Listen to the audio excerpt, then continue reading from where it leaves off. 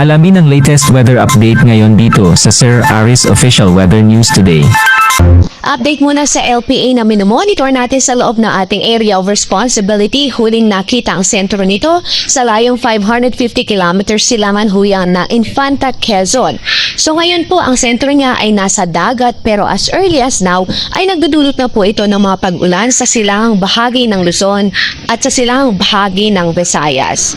Sa nakikita din po nating trajectory nitong LPA based na rin sa ating latest analysis at forecast, mataas ang tsansa na itong LPA ay lumapit sa ating kalupaan, mag-cross o tumawid sa Luzon landmass by tomorrow at by Friday naman ay lalabas ito ng ating kalupaan at bago ito tuluyang lumabas na ating area of responsibility. So patuloy tayong mag-antabay sa magiging updates ng pag-asa dahil itong ang LPA, although hindi gaano kalakas yung kanyang hangin dahil LPA siya, ay may dala po itong mga pag-ulan, significant na pag-ulan at pwedeng magdulot ng mga pagbaha sa ilang bahagi po ng ating bansa. Kaya't patuloy po tayong mag-ingat at maging alerto. Samantala yung habagat ay patuloy pa rin nakakaapekto sa buong Mindanao at kanlurang bahagi naman ng Southern Luzon at kanlurang bahagi ng Visayas.